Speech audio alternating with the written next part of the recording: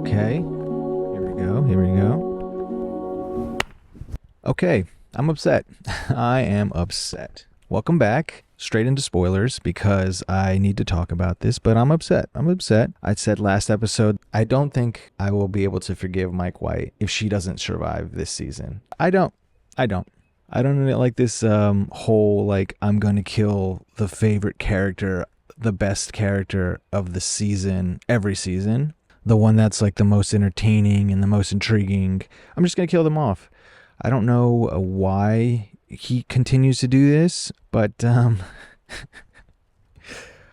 anyways, if you can't tell, I'm in our place upstate. I was going to record this tomorrow in our home in New York City, but I couldn't. I think maybe I'm going to be reacting a little emotionally and off the hip, but so be it. So be it. And because I don't want to be a downer this whole time, I'm also going to pepper in my top 5 moments of the season, my favorite moments of the season, in order to just keep it light and keep it entertaining for you as much as it is for me, because I was very disappointed in this episode. But I'd like to look back on how good this season was as a whole. And with that said, let's get into the episode. If you don't know who I am, my name is Aaron Murray Vasquez. I'm a filmmaker here in the Hudson Valley and in New York City. Let's get started. Okay, so we have a menu here. I don't know if you can see the menu. Let's pull it down real big. Okay.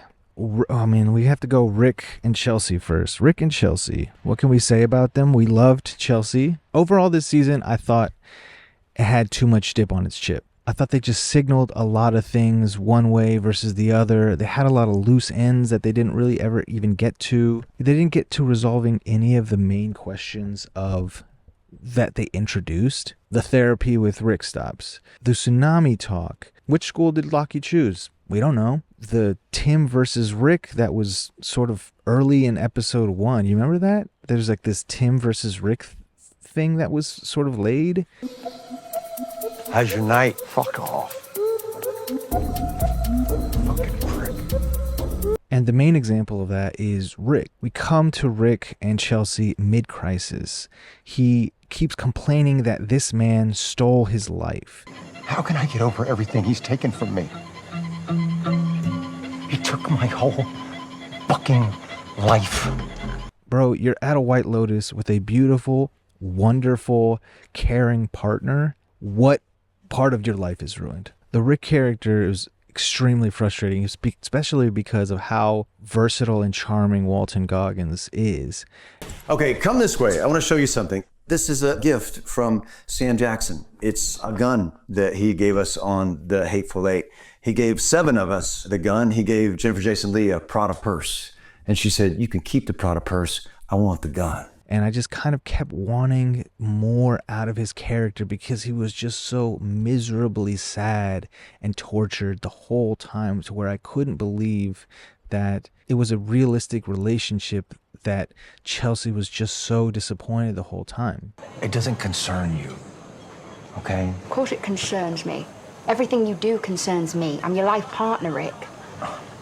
Chelsea was just so disappointed the whole time. It was such a slog with Rick. I mean, he didn't enjoy anything he was doing. He didn't enjoy anywhere he was. He was constantly annoyed by Chelsea, annoyed by the situation, didn't want to partake. I mean, maybe the idea of the yin and yang, but even then, Chelsea was just like everybody else's yang that was kind of a rebalance. She was a yang to Saxon. She was a yang to Chloe. When she's Rick's sidekick, and I do mean sidekick, she doesn't get to shine at all. So often Chelsea is trying to get to him to say, wake up. She says it so beautifully. Stop worrying about the love you didn't get. Think about the love you have. I love you. I'm right here. Over and over and over and over and over again, it is foreshadowed to us that Rick is this killer. And that's one of my main frustrations with this season, was how much the shooting and the deaths and the suicide ideations were looming over the entire story. It's so obviously Rick that it's probably not Rick, but it turns out to be Rick. because he came there to do that. It was like a kind of drama that I wasn't as interested as the season came to a close. And I can't understand how Rick, for the life of me, has done anything in his life that has made him at all successful. It was Rick's stupidity, his ineptness. Rick, you just infiltrated this guy's house, threw him on the ground, stuck a gun in his face, and then you're just like going for seconds at the buffet at his hotel that he is going to be at. You're going for seconds. Rick, get the fuck out of there. Get out of there, Rick. And I'm so pissed at Rick because he fucking got... Oh, I'm so mad. I'm so mad. Okay, this is why I did the top 5 thing. This is why I did the top 5 thing. And I will say, one of my top 5 moments of the season actually involves Rick. Moment number 5 for me would be Rick's therapy session. I never had an identity. I don't need to detach. I'm already nothing. It's Rick's first therapy session. The only time that you get to see Rick sort of like slow down, think about things, I thought was beautiful. I wanted more scenes like that. Even nothing can be an illusion you tell yourself. If nobody puts gas in the tank is empty. That's not an illusion. The car won't start. Nothing comes from nothing, right? I felt like Chelsea could have been a good partner for that if it was written in a different way. Let's bring in the menu again. Let's do 3 Friends. I loved the 3 Friends stuff, but I know that there's so much sub stuff. There's so much stuff underneath that I can't even appreciate. Like this one seemed like the most fulfilling and redemptive and happy ending, but I was really just also sad of being like, I could feel something more happening underneath and I just can't access it. My brain can't access. Even for me, just like being a mother, that didn't save me either. But I had this epiphany today. I don't need religion or God to give my life meaning, because time gives it meaning. This level of, it's not complicated, complexity, the complexity of this kind of friendship. And I want to understand it. And I was really frustrated that I couldn't, but I was also happy to hear that they all kind of understood their flaws and kind of shared something they like. Kate's story about flowers being in bloom. Well, our pastor at our church talks about how there's a time in life after years of watering and weeding and nurturing your soil. And then one day you look around and your garden is in bloom. There's like lessons that are in all religions. We saw here in the Buddhism. We see here in this story that Kate shared that are about appreciating life, appreciating what you have, appreciating the moment in time. Those lessons I was always very grateful for. I love that dinner. I've loved these friends. I am appreciative, even if I've only understand 40% of the friendship, that I still get to see a really good, complex, unique friendship on television from 3 older women, because it was pretty clear the whole time that I just am not used to stories like this, and I was yearning for an understanding of it all. So a request for comment. What do you think the one line, Kate, Jacqueline, and Lori, one sentence to describe how that trip went to their significant others? I would love to know what Kate would say, what Jacqueline would say, what Lori would say. And we're just going to go ahead and assume that this is not going to take into account that they saw a man shot in front of them. Take that off the table, and just up until the dinner, how would you think that they described the entirety of that trip in one sentence, all 3 of them? I'd be really interested in that. Also, I really appreciate the views so much, but just trying to get to 500, just trying to get to 1,000. Want to make sure that I can kind of get y'all to stick around a little bit and hear my perspective. I just want to encourage y'all, if you're watching and you haven't liked and you haven't subscribed, please do, because it would really mean a lot, and I know y'all are watching. So give me a like, give me a subscribe. I would appreciate that. My number 4 moment in my top 5 is the Trump conversation. They make their way around New York, LA, Austin, and you kind of understand that Austin is also blue as New York and LA, but there's also red people in New York and LA, red meaning Republican, blue meaning Democrat. You assume that Kate is a Democrat. She's in this liberal city. She starts mentioning church, and I'm like, uh-oh. The shift between Lori and Kate off of Jacqueline to Jacqueline and Lori was when I began to understand, and the way Kate deflected it was when I began to understand this is a very complex friendship. Decades of friendship, decades of journeys. And in this situation, they were able to sort of like sidestep a little bit, but that was the first time where I really felt like, ooh, this is really, really rich. This is really, really good. Okay, number 3. Okay, new on the menu, the Ratliffs. The Ratliffs don't want to spend too much time here. I mean, Tim poisoning his family with Pińa Coladas and then not, and then kind of doing it again, and then it doesn't take. This is the kind of like writing that I was telling you about where I'm like, it's too many head fakes. Too many times are we thinking about he's going to accomplish his mission this way.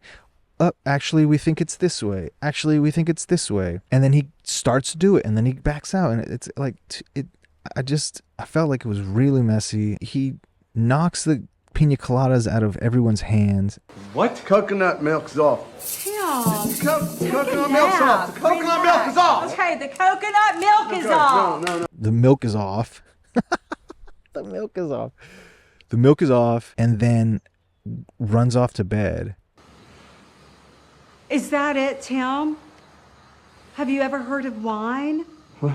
I love Parker Posey, but Lockie, drinking the wine, like, to me, it's just, and then they get the phones back, and then you don't even see, like, that's what I mean. You don't see the fallout of what's happened. Did it blow over? Did it get worse? Is their money frozen? We don't know. And I know the beginning of the episode talked about how the monk is like, there's no resolution. There is no resolution to life's questions.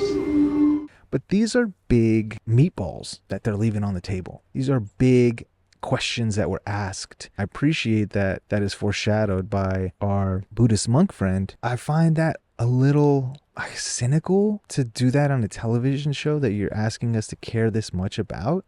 So I just didn't really like any of the stuff with the Ratliffs. We don't know where anybody is. There's absolutely no resolution other than we know the whole reason they came here. Piper reneges on that, and it makes Victoria thrilled. But everything else, we don't know. So, I mean, good luck, I guess. I don't know. And my number three moment is basically anytime Victoria talks. I'm sure y'all cheat on your taxes, Mom. Well, not so badly that we have to leave the country. Her accent is amazing. I feel like she's the only one in the family that understands and is comfortable with the amorality of her life. We're lucky. It's true. No one in the history of the world has lived better than we have.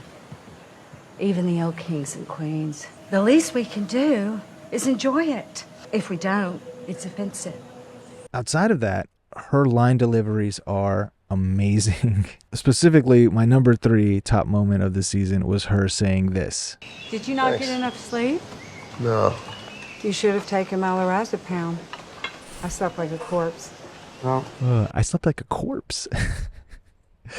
Generally, I do love when there's like death in the air and allusions to it in the dialogue. And that one I felt was hilarious and perfect. That's my number 3. Okay, what's on the menu now? Okay, we're looking at guy talk. Mook is out, unfortunately. I'm out on Mook. You don't even really like this guy. You just like the idea of him. Guy talk, he gets his big promotion, but at what cost? He had to go against his faith. He had to go against his own morals. I feel sad for Guy talk. He has this illusion of success, but it seems like it's all come on a devil's bargain. He looks cool. Great pair of shades. Is now the new bodyguard, and I'm sure he'll be a lot less of a jerk than the other 2 guys, but it is what it is, I suppose.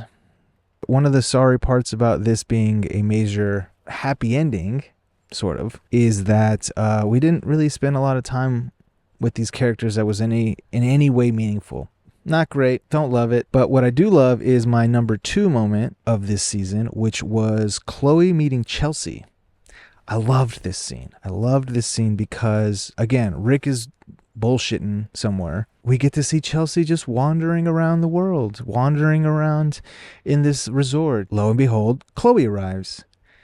And they bond over their partners. They bond over the space. I love your outfit.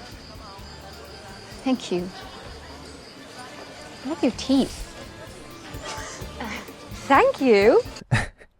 And in the end, they want to have a good time together. Ooh, for work. Yeah. What was your work? No, just, modeling. Oh, how glamorous. And I really love this scene because it just shows how gung-ho and how positive, how fun, how much, and how much, damn, bro, why'd you have to kill off Chelsea, bro? That hurts. That one really hurt. I really love that character. Just her being like, let's get pissed. Yes, please. Nat, another martini, please. Thank you. Hey, let's get pissed. Let's get pissed. You just were throwing death at her all the time. The robbery, the snake bite, then she gets shot through the heart. Like, Mike, I hate you. I want you arrested. Please don't do something stupid. Okay, last thing on the menu. This was actually my favorite part of the episode because it was the only time that it felt very fun. But we are going back to Deal or No Deal Island. This time Zion is playing the banker. Zion has a lot of pep in his step this entire episode, and I really love it. He's on a different show. He's smooth, he's fun, he's fresh, he's like has all these now new tools after coming from business school and trying to connect with Rick. And every time, Rick is like, Zion is just like, no, we're going to do this. No. Like, you and I know, we're Team Rick. We want to be Team Rick. And listen, we're ride or die. Look, I know that's a big ask. We get that, and we are ride or die till the day we die. We are Team Gary. I mean, peace of mind is worth 1%. And the way he was kind of going about it was the only time I was like, okay, I'm having some fun here. Got that deal. $5 million in the bank. I love that for Belinda. I love that for Zion. I really thought Belinda's move to call his bluff then and there and sort of assert her power, get Gary on the back foot was really brilliant. I thought they stretched this story out too long, but when they got to it, I thought that it was a really good sealing of that moment. And now Belinda becomes Tanya towards the end of the episode, where she's now Tanya. I thought that the episode did a really sloppy job of doing that, but I really enjoyed just in like Top Gun mode, how much Zion was just coming in and throwing fastball. It was great. And that leads into my number one top moment, Carrie Coons' dancing. Anytime Carrie Coons is doing anything then letting loose, I enjoy it, but she has this one dance move, and I know, as my number one thing, but it's so cute, it's so like brushed over that I wanted to be like, actually, that was my favorite moment of the season.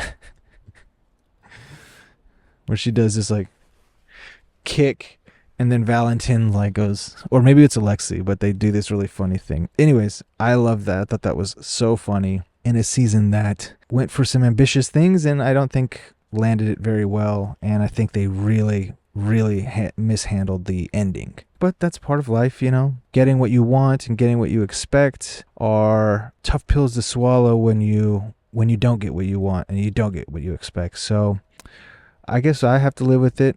I hope season 4 has more of a refocus on the relationships and maybe less focus on who's going to die. I hope no one dies in this next one because there's just like a lot of deaths at this resort that like I don't understand how wealthy people keep going to this resort if multiple people are dying every season. But with that being said, I also want to have some more fun and now some awards. We're going to do the best theme song of the series. So at number 3, we have White Lotus Season 3 in Thailand. At 2, we have White Lotus Season 1 in Hawaii. Top spot, Italy Season 2. That was a banger theme song. Best actor in a lead performance. we are going to go with Sam Rockwell. Yes, there you go. Sam Rockwell's character, Frank, was so dynamic. He was so instrumental in the story, in the themes, and in the yin and yang of it all. I'm really glad that they brought him in because I thought that was, towards the end, some of the best parts of the show. Best Actress in a Lead Performance. The nominees are Carrie Coons, Parker Posey, Leslie Bibb, Michelle Monaghan. This one is really hard. And in a surprise win, it's Amy Lou Wood. It's Amy Lou Wood. Is it? She didn't really have a lot of opportunity to cook in these scenes. And so I'm really happy every moment she had, she was able to impress herself, her vision, charisma onto the scenes. And I always was asking for more and more and more. Give us a big monologue for Chelsea. And Amy Lou Wood did a great job on this. And she's a winner of the Best Actor in a Lead Role. And the character I hope we have a connection to in this next season, we only get to pick one. I think it has to be Saxon. And I'd love to see like a hippy dippy Saxon. And so that's it for all the awards. That's it for season 3. I really love doing these. I'm going to continue to make movie reviews, and I have a couple more announcements I want to make. I want to thank everybody for coming along and watching all these videos with me. Leave a comment, please, on what you think I should do next. I really enjoy the long comments. I love the long comments. I love replying to you guys. I love just hearing everybody's theories and everybody's, bets about what's going on. I'm very grateful for the audience, and I hope that I can earn more of your trust and subscribe more. No dude talk today. That will continue down the line. Thanks a lot for watching. Trying to get to 500, trying to get to 1,000. And it would mean a lot because that would mean that I can keep doing these things. And I really just feel much more creative making things every week. So this is going to be kind of a running diary if you guys want to follow along and just hear my takes. It's not always going to be one thing. Have a good day. Have a good week. I believe in you. Keep your head up. And let me know if you need to talk about anything in the comments. I'll chat with you. Go on now. Bye-bye.